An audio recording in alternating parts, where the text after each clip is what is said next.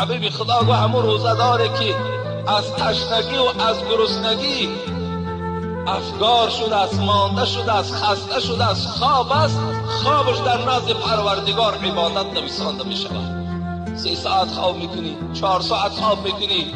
تصور کن تو در مسجد نماز خوانده ایستاده ای. برای آدمی روزدار خوابش هم عبادت است.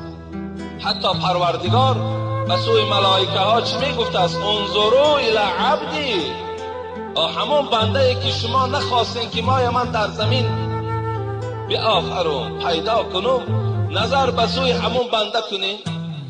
ترک شهوته و لذته و طعامه و شرابه من اجلی. انا همون بنده امروز ببین طعام در پیشش است، بعضی یار رفیقای به انصاف دارد که خورده ایستادند،